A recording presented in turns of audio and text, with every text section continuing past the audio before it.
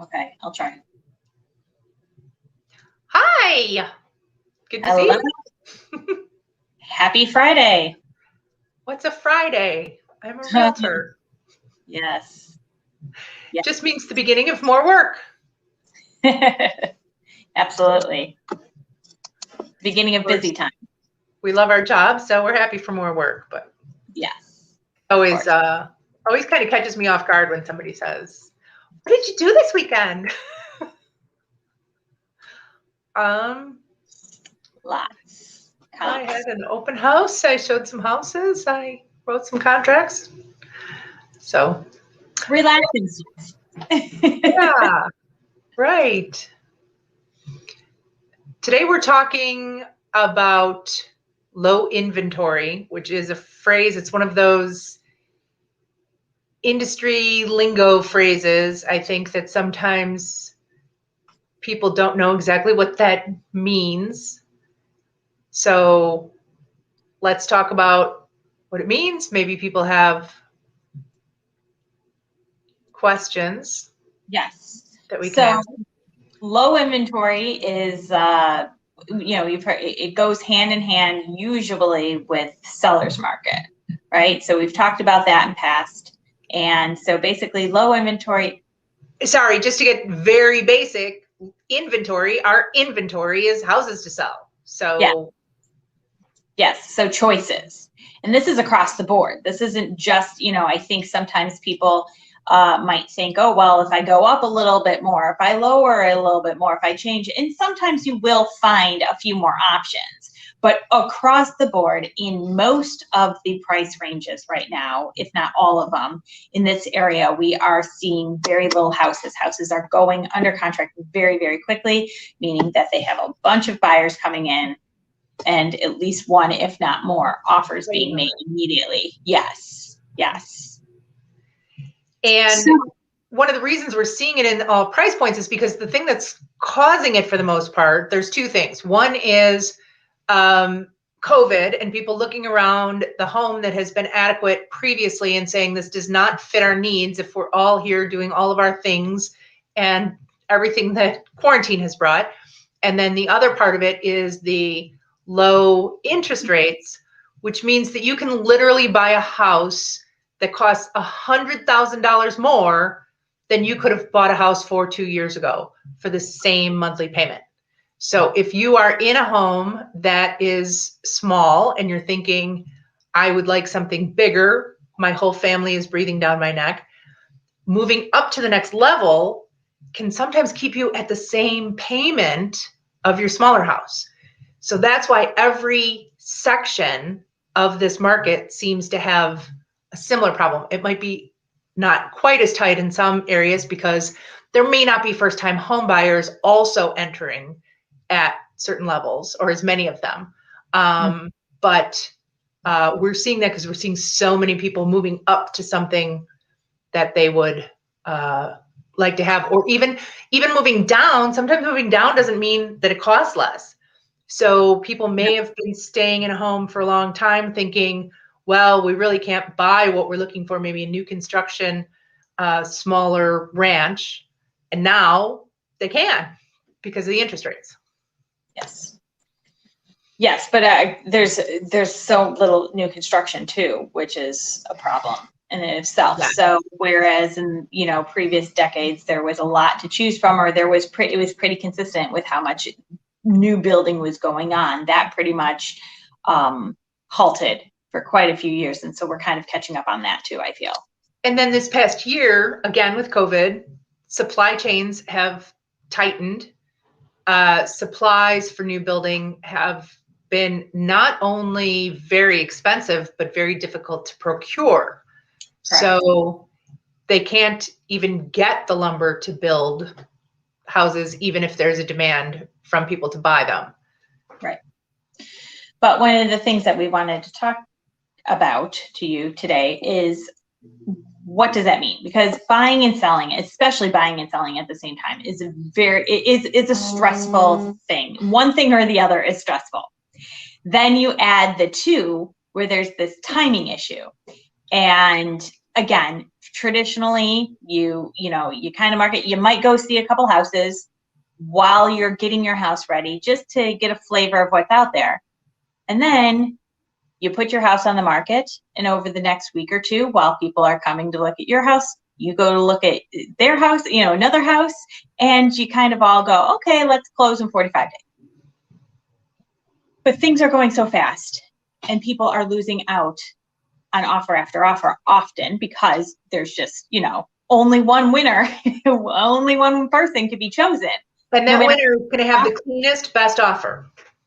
And even that, I mean, over asking, more money down, all that stuff. There's a lot of different things we can do, but it doesn't necessarily mean somebody else isn't doing the same thing, or somebody else doesn't have just a slight, willingness to pay just a little bit more, or ability, or better terms, whatever it might be. But if you've got a real detractor, like you have a home you have to sell, that's really going to put you at a disadvantage going into a multiple offer situation. You just have to be flexible. So at this point, there are a few things to consider when you have both of those going on. So one of them is, one of the things that we have to kind of think out of the box for would be short term, some sort of short-term living. You sell it, you get in on this top of the market right now, buying, and you sell your house, and you can continue to look, but understand that between now and the time you're supposed to be closing, which can sometimes be pushed back, but 45 days ish, sometimes 30, because if the people buying, right, have something they're selling and they've been panicking trying to buy something or get under contract or find something that they like, now they are closing in 30 days. So, that is not, you got to kind of think that maybe if there's there's a lot of options out here, though. That's kind of the cool part. Back in the day, I've heard a lot of people, everybody's traveling a lot, and as far as, they don't live down the street from mom and dad or sisters or whatever necessarily all the time. So, but there's, Airbnbs and other kind of long-term rentals, or long-term hotel suites. They have a kitchenette, something that makes it a little more livable for a longer period of time. One of the things I think we always encounter when we sit down with somebody who's going to buy and sell, their preference is they're going to find what they're looking for first. As a matter of fact, sometimes people are like, I don't want to move if I don't find the perfect house. Well, I'll tell you right now, even if you think it's the perfect house this weekend, it's just like, falling in love with a person. You're going to find some things down the road that might not, they're still perfect. They're still the perfect one for you, right? But we're not looking for perfect. We're looking for a house that can be your best home under whatever circumstances you're in your life right now. And so we will find that. We might not find it as quickly as you'd like. And if you want to find it first, unfortunately, you're probably not going to get it, because when you go in there with your home sale contingency and say, I have to sell a house that's not even on the market yet, or I have to sell a house, we think it'll happen quickly. Okay, well, that's nice. We always think that. And it probably will, but that person's not going to gamble on you when they have somebody else that doesn't have that attached to their offer. So we're often going to encourage you, if you want to really make the move, you're probably going to need to look at least getting under contract before you'll be able to get a contract accepted on something else. Mm-hmm. But, as far as buyers go, if you are a buyer in the situation and you do have some ability, right, and flexibility, being able to extend it for those sellers, right? So, when it's kind of a neutral market, if not kind of leaning a little bit towards a seller's market, but maybe not such a huge inventory crunch, people start going, okay, I can do it in 30 days. I can close in 25 days. I can close it, like it's name that tune, right? I can do it for a couple, inches better. But on the other hand, giving the sellers a little bit more time, instead of trying to pressure them in 30 days, give them 60 days. And really, when it comes down to that, the key is, what does the seller want? Correct. We don't know. So I made a phone call. Danielle and I always call the listing agent before we write an offer to find out which of these pieces that's negotiable is going to be most important to the seller, so we can craft that offer specifically for that situation. And when I spoke to this listing agent, she said they are moving to new construction, but they have temporary housing in between, and they need the cash. So they actually need the soonest closing date we can get them, which is unusual in this market, as you said. So having someone who's going to make that call, who's going to ask the right questions and get the right information, means a lot. It's still too tight for us to get the house, unfortunately, but we pull out all the guns. We use everything we can use, which is really important right now. If you have an agent who's less experienced, who isn't on both sides, who's not selling houses in this market at the same time that they're trying to help buyers buy in this market, they might not, quite get it. And they might give you bad advice. They might say something like, I think you can go in under list, and they'll always come back and ask for highest and best, right? That always happens, right, Danielle? It's a rule. It's a law. Oh, no, we couldn't even get it in one of these. You have to give everybody at least 2 chances. Right. No, not at all. Not at all. They might not come back to you. If you want a house, put your best foot forward first. Absolutely. But yeah, no, I think that the key, what we're trying to say, is to be successful in buying in this seller's market is to be as flexible as possible. I have made many phone calls to agents trying to, not necessarily trying to convince them, but, stating my client's case in the sense that, like, there was one that I have a client who's very interested in, and the house it's temporarily off market, right? And I called that agent and I asked, what's going on? When's it going to come back? And she said, we can't find a house for them. They don't want to sell it first. And I said, well, you're in luck. I have a buyer who does not have to sell their house. They can move in 2 months. They can move in 4 months. If they like the house enough, it will totally work with your client. So the more flexible and having this dialogue and being kind of open-minded, it is going to put your best foot forward. And if you have somebody advocating for you and kind of helping the other side see the benefits, and choosing yours. So it's not necessarily just, when they talk about negotiations, I think a lot of people think of just prices, right? Like best price, highest price. Somehow we can, nail people to the wall when we have no strength. Correct. Yeah, right. So get it for a crazy price. It's being able to see the loopholes. It's being able to see, win-win for everybody. And win-win is not necessarily just an extra $5,000 or whatever, or, more earnest money. It's something, you have to be creative. And it's working with someone who knows how to navigate these waters, who sells enough houses on both sides to understand what's happening, read the room, know what questions to ask, know how to advise their clients. Unfortunately, we're never going to always win. We have, what we have to work with, and then we make the best presentation we can.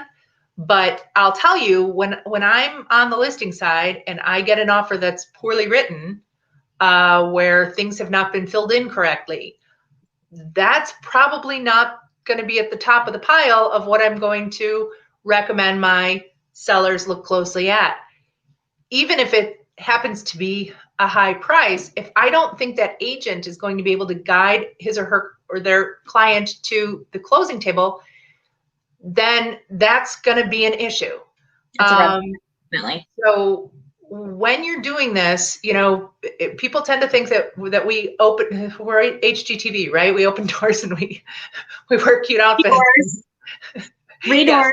After about 4 hours, you can make your decision. And look they took $30,000 less. Exactly. We get it for a great price and seller credit to boot. Well, it's all because the cabinets weren't painted. I mean, come on.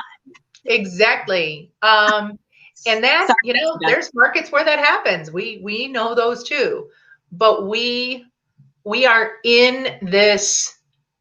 This is what we do all the time, every day, even when we're sleeping. We're solving real estate problems. And I said to somebody the other day, I have, I don't know, we've probably sold 200 homes.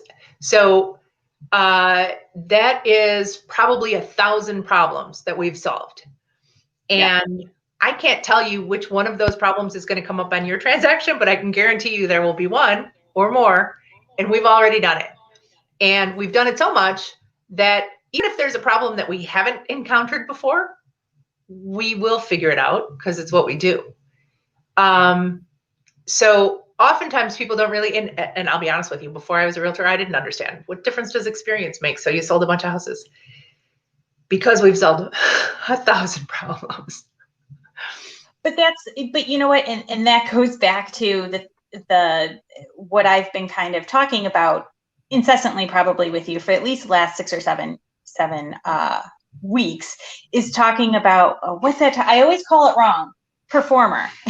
Being a performer, being a peak performer. Yes, it's impressive when you see somebody with a billboard saying that they've sold 1,000 houses last year. Producer. Yeah, top producer, right? A top producer, peak producer, whatever term you want to use. That's impressive. But you also need to figure out how much effort they put into that. Were they handing it off to somebody else, or were they in the thick of things when there was a bad appraisal? Was that because they didn't show up to the appraisal? The listing agent, right? Did they not fight for it? Or did they not have all of the preparation? Did they not know that house down the street that sold for $20,000 less smelled like cat pee? Right. Absolutely. It matters. Yes, absolutely. Yes. So, but I think I know that we have, a lot of great ideas and a lot of ways that we can navigate and kind of think out of the box when it comes to this type of market. It's in sellers, they think it's just going to be easy too. But we, let's talk about that. I mean, because that is one of those things that, when people go, well, somebody will accept less or whatever. Well, what happens if somebody goes, oh, I got a house for $10,000 over. We were talking about this the other day. Yeah. I got an offer for $10,000 over asking price. Really? Are they going to turn around and ask for $10,000 worth of credit after AI is going on? The attorney inspection period? They go, oh, looks like this is a little old. I'm going to need $10,000. I think there's that meme where they're ringing the doorbell and it says the doorbell doesn't work. We need a new master bathroom. Yes. So you need to, so listing agents matter too, even though, it seems like an easy market and houses are flying off the shelf. And multiple offers are so hard to navigate. Everybody wants them. And yes, it is definitely going to get you the most for your house. We work toward that, but by no means think that is easy. I'm sure we can have several of our clients who've been through that weigh in on how agonizing it is to go through multiple offers and try to figure out who is going to be the buyer that is going to make it to the closing table. Absolutely. There's so many pitfalls and then who is their lender and who's their attorney? Do they have a team that's going to make it all the way to the finish line? Because, when that quarterback throws the ball, somebody's got to catch it. Absolutely. That lands on the field or gets intercepted, it's you're not getting a house. Yeah, it doesn't matter how good Patrick Mahomes is. If his receivers are bouncing it off his head, their heads, and not catching it through their hands. They're playing soccer instead of you're going to lose. Football. Yes. Exactly. So another thing I just remembered, another technique we use sometimes when we have a buyer who has figured out what they want and it doesn't exist on the market. And this is something sellers need to know too.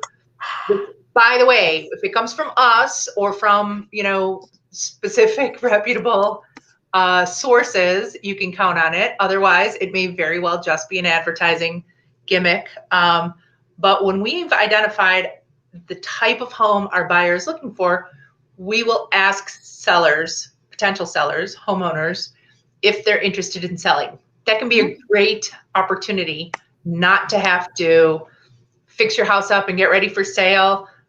All of the decluttering and preparation that it takes to provide that perfect environment for buyers to walk in. That buyer is going to be already educated on what they're looking for in a neighborhood, in a floor plan. And if they've already, found and lost a couple of houses, they're going to be very easy to deal with throughout the transaction. So if you ever get a letter from us, for sure, that does not mean we're fishing for sellers. It means we actually have a buyer not bait switch, probably interested in buying your house. Right. Or something similar. Yeah. But yeah. Yeah. I mean, we send it based on what we know without having gone in. So we don't always know for sure that they're going to buy that house, but it certainly happened. We've had some very happy stories where that has been a great technique to get buyers and sellers together who otherwise would not have made that match. Right. Yes, that's right. So a letter as seller. Very good. So if you have questions about buying or selling or buying and selling in this market, that's the thing too. This advice, if you look at this 6 months from now, is probably no longer going to be relevant. So it's really important that whatever you're paying attention to is about what's happening now, and also what's happening in Naperville versus what's happening in Plano or Yorkville is going to be different again. Absolutely. So, Ruth and I, we've done this year after year after year. We see patterns. We know when things are, Ruth and I always know when she starts getting she always gets phone calls a little bit earlier in the year than I'm about 3 weeks later. That's just how it rolls out every single year. So yeah, there's the little nuances of every single market that's really important to know. And that's also what's great about our collaboration with our team, but also our collaboration with our brokerage. So we're tapped into what's going on across the country, what's going on across Chicagoland, what's going on in our particular suburbs. And, we don't just work in Naperville and Plano and Yorkville. We work by referral, so we go wherever our people need us. But we have the ability to tap into somebody in each of those places. So, absolutely. And we do the work. Let's face it. We don't Google a realtor and go, here you go. Yeah. Yeah. So, all right. Well, I hope everyone has a wonderful weekend. Valentine's Day weekend. Ooh, means nothing to me. My son is calling it, just because we're working, not because we don't have Valentine's. We do have Valentine's. My son is calling it Singles Appreciation Day. So excellent. So we appreciate singles as well. Whether you have a Valentine or you're celebrating Singles Appreciation Day, enjoy yourself. And we're going to have a watch party again. I was just going to say, watch out for the IOV coming through soon. Something in the mail coming to you, another invite. And we're going to watch The Quiet Man on Parade Day, what would be Southside Parade Day, but is not. So we're going to have a little trivia contest, Quiet Man trivia and Irish trivia. Join us. Watch the page. I don't know if it's up yet, but it will be soon. So it is teamruthwatchparty.com. And that's where everything happened for Groundhog Day. You can look back and see what we did then. And that's what we're going to have going on for The Quiet Man. Excellent. So, all right. Take care.